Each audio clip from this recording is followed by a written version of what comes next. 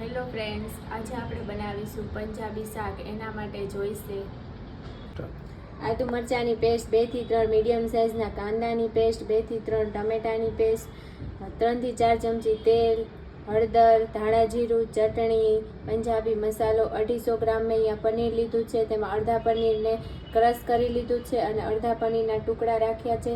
એક મીડિયમ સાઇઝનું કેપ્સિકમને ઝીણી સ્લાઇસ કરી છે અને બે કાંદાની સ્લાઇસ કરેલી છે. એક કડાઈમાં હવે આ 3 થી 4 ચમચી તેલ લીધું છે, એમાં અંદર ઉમેરવાનું.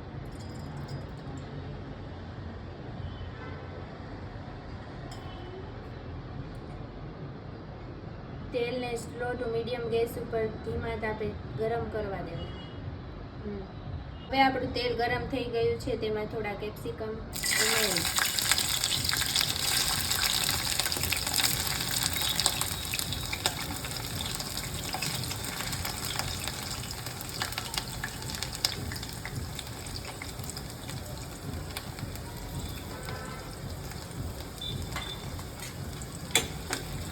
ધીમા તાપે તેને થોડા તળી લેવાના.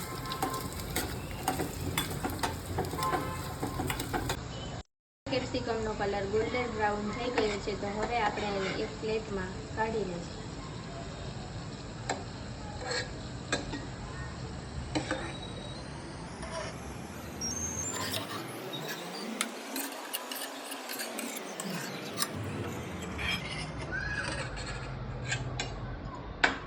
હવે આપણે સુધારેલા ડુંગળીને એમાં એડ કરીશું.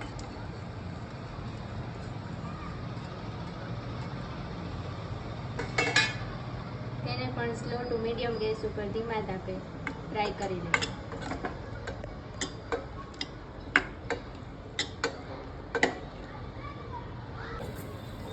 જ્યાં સુધી ડુંગળીનો કલર ગોલ્ડન બ્રાઉન ન થાય ત્યાં સુધી તેને ધીમે ધીમે હલાવવાનું. હવે ડુંગળીનો કલર ગોલ્ડન બ્રાઉન થઈ ગયો છે, તેથી હવે તેને આપણે એક પ્લેટમાં બહાર કાઢી લઈશું.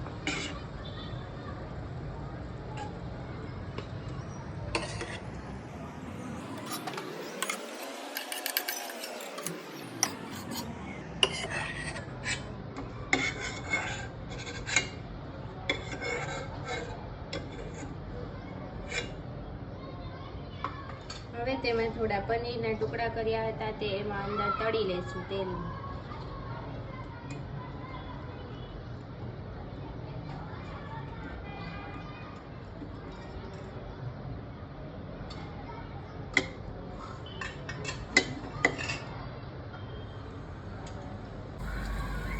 જ્યાં સુધી પનીરનો કલર બ્રાઉન ન થાય ત્યાં સુધી તેને તળવાનું. હવે આ તળીને તૈયાર થઈ ગયું છે. હવે તેને પ્લેટમાં કાઢી લઈએ. હવે પનીરને કાઢી લીધા બાદ તેમાં આપણે વઘાર માટે હવે ડુંગળીની પેસ્ટ અંદર વઘારમાં ઉમેરીશું.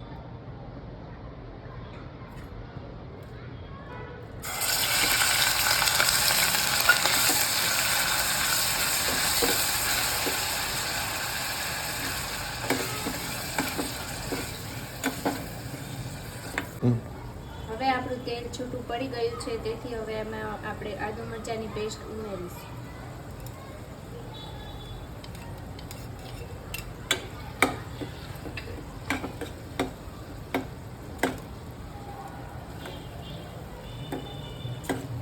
પેસ્ટ નાખી તેમાં 2 થી 3 મિનિટ સુધી તેને હલાવો.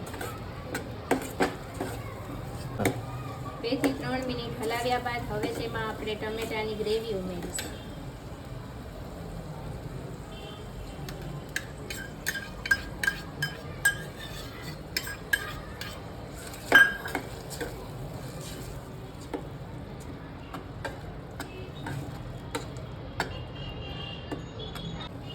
ટમેટાની ગ્રેવીને હવે 5 થી 7 મિનિટ તેને ઢાંકણ ઢાંકી અને સ્લો ટુ મીડિયમ ગેસ ઉપર તેને ચડવા દેવાનું. હવે આપણી ગ્રેવી તૈયાર થઈ ગઈ છે. હવે ત્યારબાદ તેમાં અડધી ચમચી હળદર, અડધી ચમચી ધાણા જીરું, 1/2 ચમચી ચટણી, સ્વાદ અનુસાર મીઠું નાખી તેને હલાવો.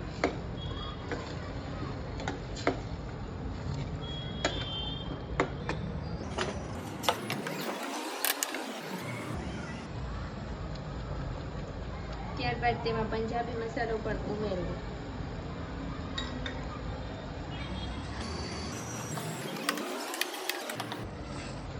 આ બધા જ મસાલાને 2 થી 3 મિનિટ સુધી ઢાંકણ ઢાંકીને હવે બધા જ મસાલા ગ્રેવીમાં સરસ રીતે મિક્સ થઈ ગયા છે. ત્યારબાદ તેમાં ફ્રાય કરેલી કેપ્સિકમ અને ડુંગળી તેમાં ઉમેરવું.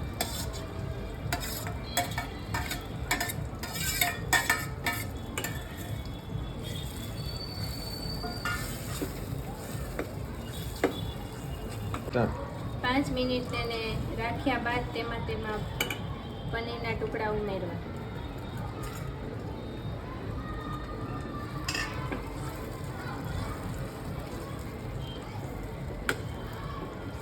પનીરના ટુકડા ઉમેર્યા બાદ બધું મિક્સ કરી તેમાં થોડું પાણી ઉમેરી તેને 5 થી 7 મિનિટ સુધી ઢાંકણ ઢાંકીને તેમાં રાખવું. 5 થી 7 મિનિટ રાખ્યા બાદ તેમાંથી સરસ તેલ છૂટું પડી ગયું છે, તો તેમાં હવે આપણે છીનેલું પનીર ઉમેરીશું.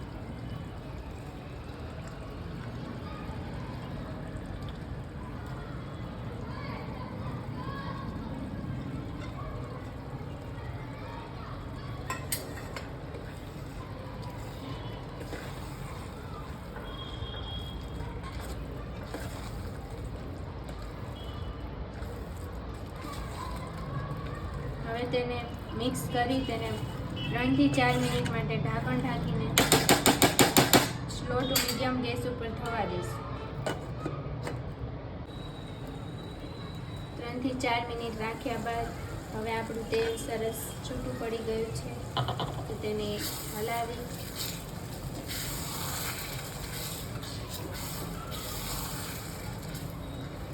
તો આપણું રેડી થઈ ગયું છે પંજાબી શાક.